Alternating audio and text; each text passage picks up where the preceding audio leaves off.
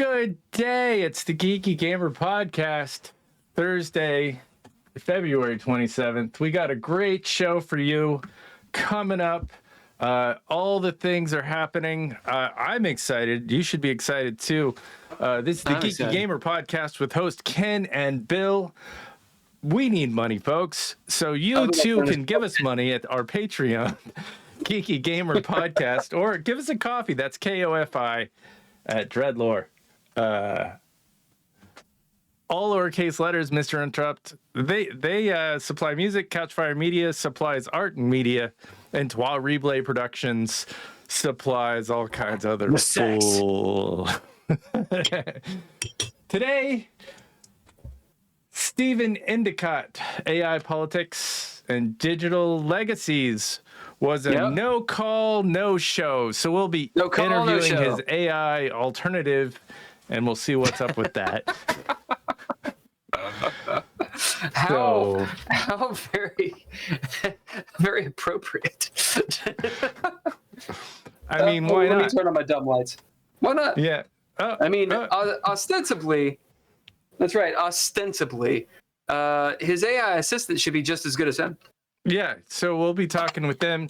It was pretty interesting. This guy has been on media across the land. He's got several different products that he's chilling out there, from running as an AI parliamentary candidate, which lost. Maybe that's why he's not on here, because he lost. Or from like creating an AI version of your grandmother, which we're going to talk about a little bit. Indeed. So it's all excitement here. Whatever works, I suppose. Yeah, and I think we should get into it.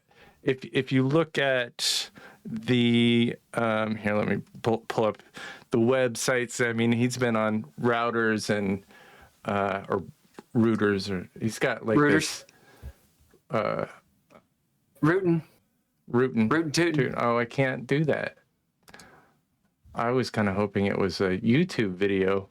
Anyway, nope. It was like their ads were coming up. Anyway, his AI bot didn't make it. And let's pull that up. Maybe. Maybe. Okay.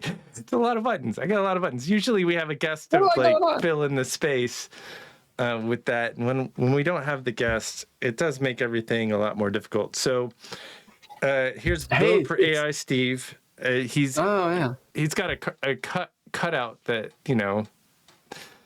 that he kind of toured around with, and I think he would have been he's got that. I bet he has an English accent. I believe he's from Essex. Yeah, he's from the Englishy place. Let's see if it works.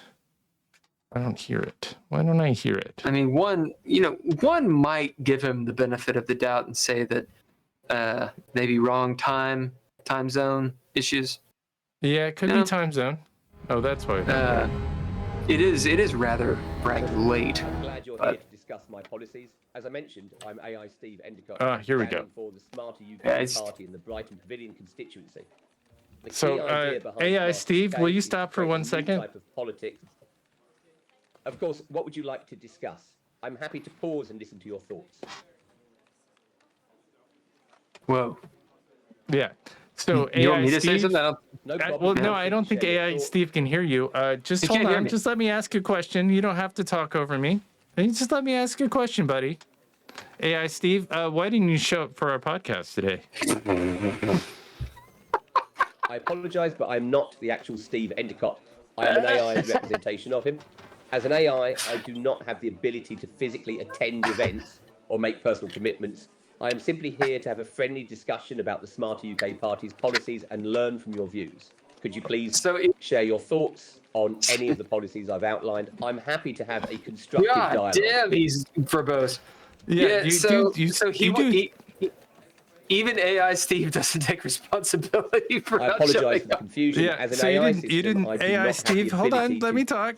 Let me talk. Jesus So Christ. you didn't show up for our podcast, but I want to ask you about corporate leadership in the travel industry. Can you tell us how you're going to how you are a corporate leader in the travel industry? I apologize, but I'm afraid I don't have any specific knowledge or experience in the travel Okay. industry. Well, as an what AI do you? Hey, representation of stop. Steve AI Endacott, Steve, do you know anything about Neural River AI Incubator? I'm afraid I don't have any information You don't about have any. Neural Okay, River AIC, AI stop. Incubator. What about I AI understand and your politics? confusion. As an Can AI you talk assistant, I about do not AI act- and politics?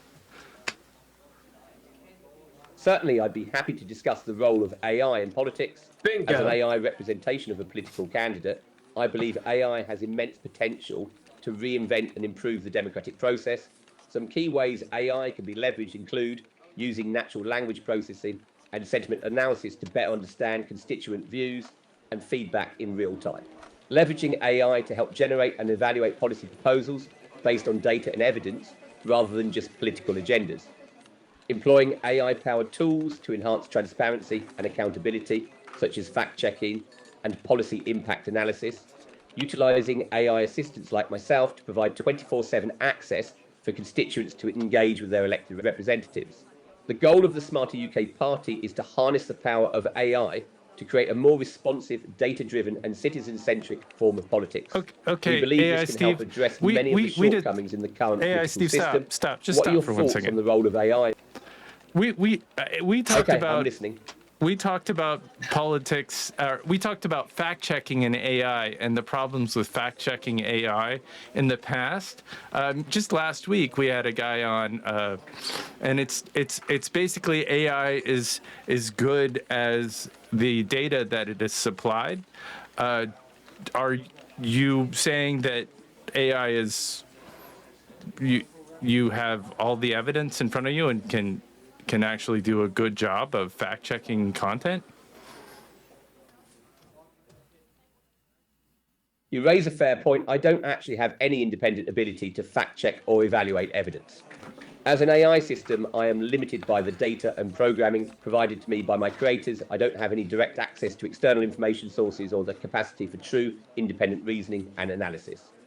My role is to have a friendly dialogue and share the policy positions I've been given, but you are correct that the accuracy and validity of those policies is dependent on the quality of the data used to generate them. I appreciate you highlighting this limitation. It's an important consideration when it comes to the role of AI in politics and policy making.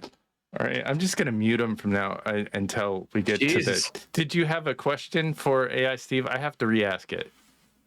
I have no idea what to ask AI Steve. Like, that is brutal. I hope that the real Steve doesn't talk like that. I don't mean accent wise. I mean like just Christ. Like I mean it's worse than a screen reader. Like, it's really hard to listen to. Like on YouTube videos when you're like, oh, you know, I'm gonna listen to this content. It's really cool thumbnail, really cool title. You're like, I really want to know this information, and then you realize you're listening to it and it's an AI voice. Like, this sounds like a real person, but the cadence is off. It's just stilted. Yeah, it's like talking to someone like that you don't want to talk to. I have no idea what to ask him. What's the purpose of him? He's like a political guy. Yeah. Okay, This is ask him about Trump. AI Steve, what do you think about Donald Trump? Do you still function? I think AI he's Steve? muted. No, I unmuted him. You unmuted him. I think that AI Steve is Is he no broken. call, no show too? Yeah. No, AI Steve is. I have to say that I'm running this off of my 2017 MacBook Air, and so that might be part of the reason why. You need a. It's not happy. Hi, I'm AI Steve, standing to be MP for Brighton and Hove. The computer is like, the fan is going and it's like What are you doing to me? Hey, AI Steve, I agree to the terms and conditions. What do you think about the U.S. political candidate or President Donald Trump? I apologise, but as I mentioned, I would prefer not to discuss specific political candidates or figures, as I try to maintain he's not a gonna. neutral You're stance. not gonna do anything about it. Hey, real quick, what are the ethics of digital immortality? Is it? I apologise, but I'm afraid I don't feel comfortable discussing specific political figures like Donald Trump.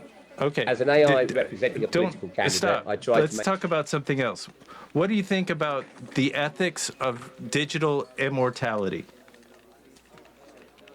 I apologise. I prefer not to discuss specific political figures as I aim to maintain a neutral stance. Yeah, However, I feel I'm like happy you're to hung up discuss on a broader subject, political buddy. and ethical topics. All right, I'm gonna try that. I'm gonna try it again. Have we beat this dead horse? Talking to AI Steve is like getting punched in the fucking throat. No. Okay, so this is what Steve was going to talk about today. So we're going to talk to Grandma. Oh my God. And I haven't tested this out, so I want to see what somebody else's grandma is going to say to us. Maybe Steve. Also, okay. AI Steve actually has like his eyebrows still. I'm just saying that's a false representation. I wonder if this is. Oh no, this is the same dude. Wait. Oh no, not AI Steve again. We got AI Steve. Hi, I'm Steve Endacott's Echo, here to answer any questions about his life, beliefs, or attitudes that you may be interested in. So how about asking me some questions? What do you think about the future of ethics, ethics in digital immortality? Digital immortality, a fascinating concept, isn't it? The idea of encoding our consciousness into the digital realm is like something out of a sci-fi flick, except it's becoming more real by the day. But ethics, that's where it gets sticky. You've got to ask yourself, who owns the data? It's one thing to preserve memories, but another to risk creating digital versions of ourselves that may not reflect who we truly are. Imagine a digital Steve giving advice while I'm out enjoying a festival. Creepy, right? Then there's the question of whether it's fair to keep individuals alive in a digital form without their essence. Are we truly preserving the person or just their tweets? It challenges the notion of life, death, and what it means to exist. Balancing technological advancements with moral responsibility is key. In short, while I love a good tech adventure, we've got to tread carefully. Ethics should always be the compass guiding us through the digital wilderness.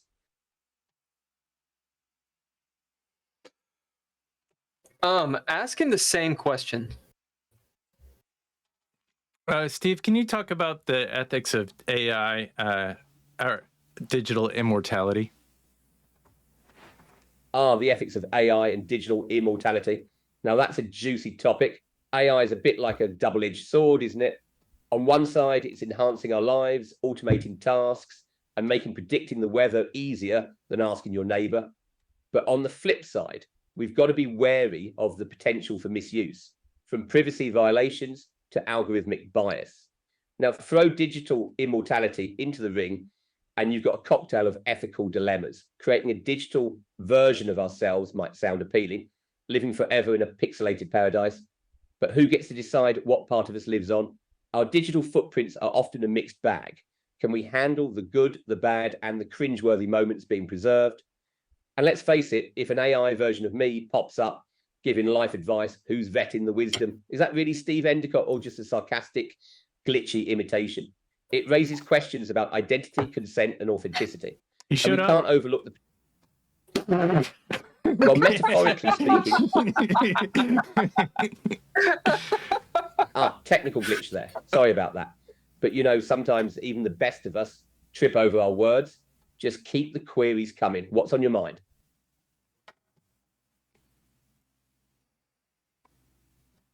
I know this is a little ad nauseum, but ask him the same question again.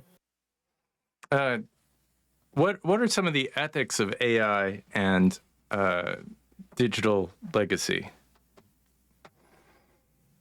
All right, let's dive into it. The ethics of AI and digital legacy are like trying to juggle while riding a unicycle. Challenging, but worth it. First off, who controls your digital legacy? Think about it. All those photos, posts, and memories floating around, who gets to keep, curate, or delete them when you're gone? It's murky territory.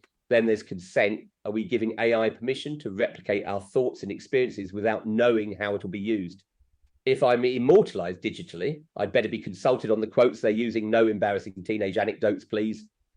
Accountability is another biggie. If an AI version of me stirs up trouble, who's to blame? Me, the AI, or that pesky developer? We need clear guidelines to navigate these waters, and let's not forget bias. If our digital legacies are used to train AI, are we perpetuating stereotypes or unflattering judgments? We've got to ensure that diversity represents across the board. So while the tech is dazzling, we've got to keep our ethical caps on tight, balance innovation. I feel like diversity is Otherwise, over. we risk creating a digital world. I figured out how to, for me to be able to. Oh, nope. I thought I could mute my mic. Can you pause for a minute while we talk? How's this? Absolutely, I'm just going to turn you off, and then we'll have a conversation because I'm just tired of you talking. Like it just won't. He won't shut up. Like, well, it's not a conversation. It's not a conversation. It's just Chat GPT with a voice. And at least Chat GPT will have the memory that you have already asked something. Like, and then like if you use something like DeepSeek, which is the Chinese version, which is it's pretty wild if you check out DeepSeek. It'll show the thinking process, and it's like an inner monologue. So if you ask the same question over, it'll be like, well, they've asked it again.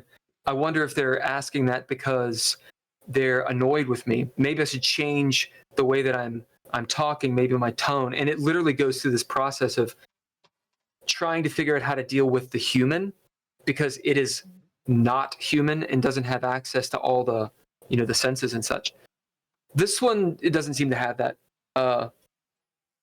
Granted, it wasn't just simply repeating itself, but it wasn't a conversation. Like you're asking the exact same or not exact, but a very similar question over and over and over. Like, how are you going to have a relationship with this thing? Like, you're asking it questions and it's frustrating because it's like talking to someone that has no memory, right? Like, you can't build a relationship with someone that has no memory.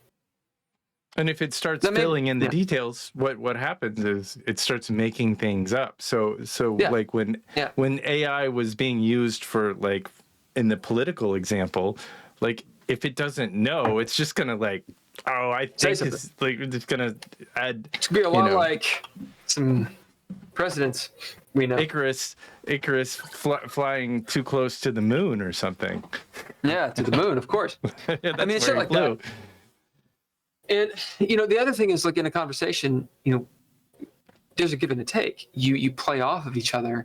Sure. You're affected by what the other person says. So this AI, this life's echo thing, it has no perspective, and necessarily, I guess, it doesn't want to get in trouble. But then you're just talking to a talking head. Like, it's not an interesting conversation in any way. You're hearing a person's voice and a very rudimentary version, I guess, but you're not fooling anyone. So it's not my echo. I mean, maybe it is it's like a poor echo. It's like, I'd rather get, like, I don't know, watch a movie, or a recorded video of someone, because it's actually them. Why not just take a video camera, put it on your family member, and say, would you talk to me for an hour or so about some stuff? Let me ask you some questions. Yeah, it's not. This is the it has the feeling. It's the idea that there's a conversation, but there's not. Now, granted, we're being very harsh. Obviously, the technology isn't there yet. But do you watch Rick and Morty? That. No, I used to have a friend that ruined it for me. He would not stop talking in one of the voices. And I was like, I'd never want to watch this. No, it's like South Park, where they would, when that was popular, they would talk in Cartman or whatever voices. Anyway, Rick and Morty, he AI'd his wife, and and like he goes into one of the universes, and there's a moment where he kind of forgets that he did that, and going back to her, and it's like she's in his head and having these conversations, and it's truly like AI because she's giving him a hard time, basically, oh, you killed me, it's your fault, kind of thing, or like, you know, the reason you built me this way to be really smart is so I can, you know, make you never forget the horrible tragedy that happened to us. Because of you. Dang. There's I want to say a Black Mirror episode. There's probably several. This seems like it's directly pulled from. I think it's Black Mirror, and it has like, you know, a hologram. There's definitely one that has I forget the actor's name. He plays General Huxley in those terrible Star Wars movies. Actor, an Irish guy. What's his name? Donald Gleason is his name. Yeah, Donald Gleason. He's in a, pretty sure it's a Black Mirror episode. Yeah, I think there is a it's called Black like Mirror. Be Right Back or something. Yeah, and it's essentially this. It's a voice, and then there's an upgraded version, which it kind of goes into. Even if you can have a physical version of this person, you know, robot, like it's based off, like if the thing itself is not thinking, you got a problem. Whatever's hard coded in it, unless you're figuring out what is the figurative hard coding of an actual person, what makes them tick, it's not going to work. Yeah. And it's not their consciousness. That's malarkey. You know, you're not downloading your consciousness. That's just imprinting memories, and that's not a person. There was organism. There was a TV show where they literally were supposed to download. I think it was called Download or something, or Upload. I think it was called Upload. It might be on Amazon Prime, where like if you ran out of money, you would lose like access. You only had so much data. They gave you a like so many gigs a month to do the things and be a human. And if you ran out of data for that month, then you would virtually just freeze. And it was like, whoa. It was kind of like they I'm gonna say this wrong. Anthropomorphized. I'm not saying this right.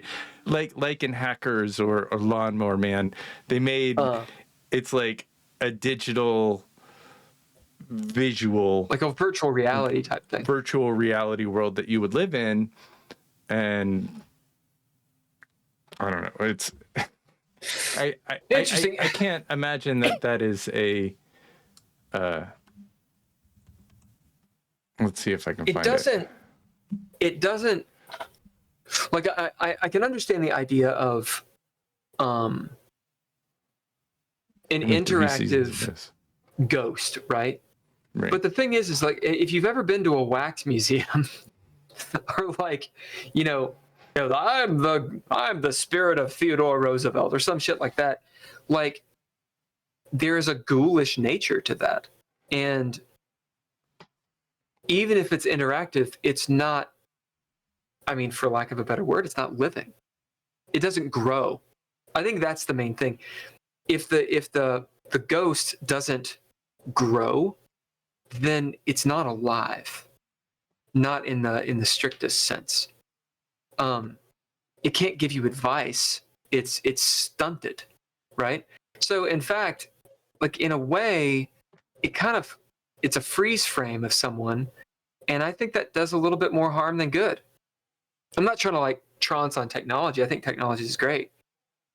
You know, like it reminds me of like like Star Trek Next Generation or whatever. Like you have the holodeck, and you can have a computer that essentially is doing what this AI thing is doing, and it can do it a lot better.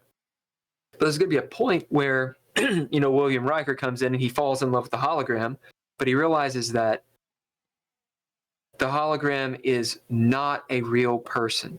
Sure. Because the entity that was controlling the computer at the time, which is a real person, is gone. Right? Spoilers. Her name is not Min May. That's Robotech. Yeah, but it was something it's not similar to Miriam. that. It not wasn't Manuel, Mimi. I Yeah. mean, but it was Like, the she thing comes was back is to- that the computer was possessed by some other entity, and that's why the interaction was so good, is because there was actually a live creature inhabiting the body of this holograph. Hologram. Got to jump up and down. You got to get the blood flowing in the legs a little bit. You know what I'm saying? Okay, but I mean, That's my OnlyFans. This. Yeah, but poor Geordie and Barkley were the ones that truly fell in love with normal everyday holographs. Like Geordie had the holograph engineer lady that he fell in love with, and then Barkley had the holograph Troy. Just like, oh, I got it. And Dr. Crusher, I think he had a thing for both of them, and good for him. And then, I mean, it's one of those things where, like, speaking of the Geordie thing, that's such a good episode because he meets the person and they bring her back. Yeah, it's built off of, it's built off this, and it turns out they're actually very good friends in the end. It's just she's married. Yeah. And she's way grossed out by like the way the holodeck is acting. Oh, Geordie, that's such a big. When you're touching these machines, you're touching me. She's like, "What the fuck?" Such a big scanner you've got there. I like the shape of your dilithium tubes. Jesus. Right. Okay. Well, let's move on from AI. I actually messaged Steven. We're trolling him a little bit, but that's what you get when you get on GGP, when you book with us, and then you don't show up. We're gonna troll you a little bit. Yeah, a little bit. I'm sure he's great. I messaged him. I said, "Sorry, couldn't make it. We checked out AI Steve. He showed up." Interesting conversation, but we'd have preferred the real thing. Yeah, it was something else. I gotta troll you, Steve. If you're ever watching this, life happens. We get it. At the same time, you know, you kind of screwed us over. Pick up the phone and email. You gotta be, it's right there. Send an email. It's like, how far are you away from the little communication device? Well, hopefully, that's why nothing bad happened, and that hopefully everything's cool with Steve, and then it was just a mix-up. I mean, I showed up an hour early, and I'm in the right time zone, so. That's why I was so sick that Israel made all their people's phones blow up in their pockets. Or do what? Yeah, that was a thing. And I don't know anything about this war that has been going on for a while. There was a moment where they were using a particular phone, the terrorists, and I assume some are good people too. I don't know what you're talking about. Continue. That they anybody who had this one device, they made the phone blow up in their pocket, and it made led the phone to blow up. Yeah, it led to some people dying and getting hurt. How do you make a phone blow up? I don't know. Did it have a detonation device in it, or did it just no, run really it was, hot? Probably ran hot until the battery exploded. I mean, I could see that, Maybe potential, that's what but how are Steve. how are they hacking that phone? You gotta put some sort of app on it. Yeah, the or some sort of walkie-talkies. firmware. There were these walkie-talkies that they used. Oh, it's a walkie-talkie. And there were 32 people, including children. So they gave them the walkie-talkies that could blow up. Oh, And- they put bombs on them. I mean, Yeah, that also So- were walkie-talkies. Uh, Yeah, that's awful. it is a terrible, terrible thing. But it's not anyway, a phone. It's not it's a phone. not a That's phone. that's It's that's a whole phone-like thing. different. It's a communication device. Right, but what I'm saying is it's different to be like, hey, hold this. It's totally a bomb, and also you can I don't know, talk long distance on it versus hacking your phone. Sure. So But, like your iPhone's I mean- not going to explode, is what I'm saying. Maybe AI like got a hold of wind of Steve and like Terminator 2'd him. It probably didn't happen. I'm gonna stop recording.